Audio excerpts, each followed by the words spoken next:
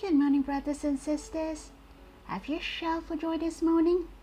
We can shout for joy for being the children of God. Shout for joy for being the Lord's love. You're really so precious. I remembered the night before the Lord nailed on the cross, He prayed and said, I make known to them your name, and I will continue to make it known, that the love with which you have loved me may be in them, and I in them. This is truly the peak of His prayers. How precious, no matter whether you know how much does Abba love us. He truly loves us this way. It is a pity if we do not know. For example, if someone loves you very much and you don't believe in it, do you enjoy it at all? Or if you don't know, will you enjoy this love? Therefore, I can say the biggest problem is man doesn't know God. Our biggest problem is the same. It is very important that we know God and can enjoy Him. We may have some special experience in the past, the time of enjoying Him. How was your spirit at that time? Did you remember what is it like? Did you treasure those times? The experience which was being so close with Him. Did you miss those experiences? Brothers and sisters, I can tell you, God desires very much that we can experience Him this way every day. The worst thing is, the devil will deceive many Christians, make them think it is impossible to experience the sweetness every day. There are some spiritual books even tell us we shall have the spiritual night. It means that it is normal if we cannot enjoy the Lord. This is very wrong. Now we can say we can experience God every day. I like to tell you, not many Christians believe in it. They think their spirits will be low. Sometimes can last for a few days, but sometimes even for weeks.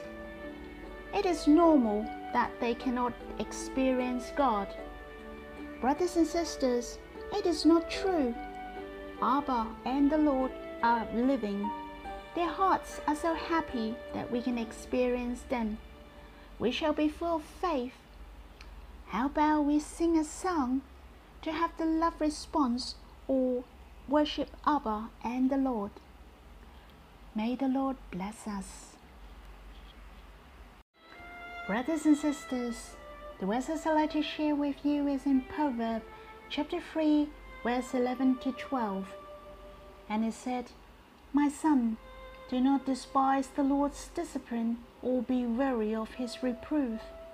For the Lord reproves him whom He loves, as the father the son in whom He delights. He mentioned here the reproofs of God, just like how the fathers treat His son. As a teacher knows well, to discipline and to teach goes hand in hand. If you don't discipline, it is very difficult to teach. Therefore, if you cannot manage well, you will have problems while teaching. You need to teach well as well as to discipline. The verses here addressed to us, do not despise God's discipline.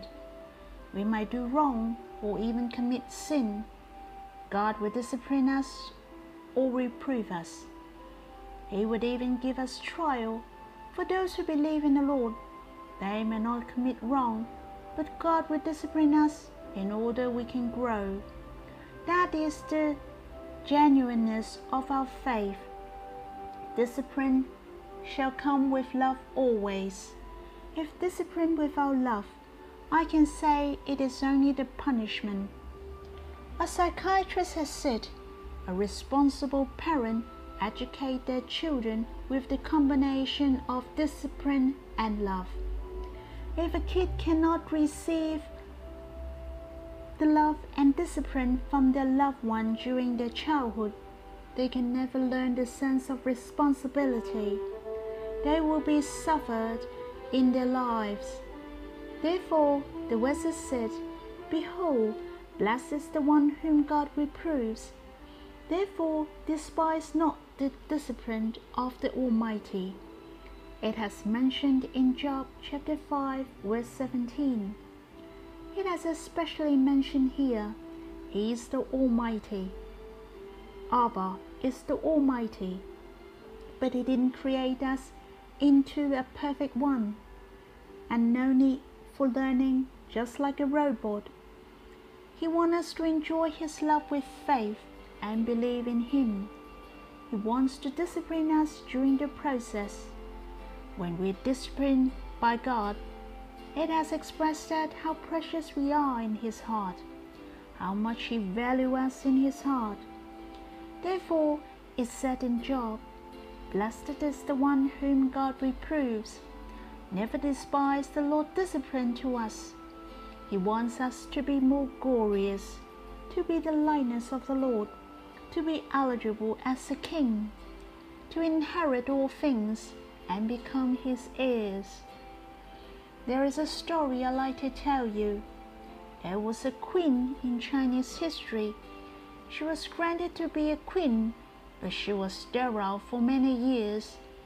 That is, she cannot get pregnant. She was so afraid and felt ashamed. The concubines has gave birth to a son. She took the son as her own and took care of him in her palace. She asked the king to grant him as the crown prince, and all things were accomplished. But at the same time, she found herself pregnant. She gave birth to a son as well. Then she planned to ask the king to grant her own son as the crown prince. But the king said, "Are you joking? A crown prince is the future king. I cannot refuse so easily." The queen felt helpless, but she has an idea. She raised up these two sons at the same time, but the way she taught were different. She spoiled the concubine's son very much, satisfied him in all things, but she disciplined her own child very well. She reproves her own son when he did wrong to the point of heartlessness. Do you know why the queen acted like this? After 20 years, the concubine's son indulged in sex and pleasures. He has done nothing good, spending his life in pleasures all day. But the queen's own son is capable in civil and military aspect, indomitable, a person with a very good character. The king was getting old and had passed away. The civil and the military officials support the queen's own child as the king. The bad conduct of the crown prince has lost the support of the people and lost his title as the king. Brothers and sisters, the intention of God is very beautiful. It's out of His love. His principle or training to us make us to be more glorious. May we submit in God, let Him discipline and train us. It may be we have a bitter feeling during the process, but we shall have faith towards Him, for God's heart is beautiful. May the Lord bless us.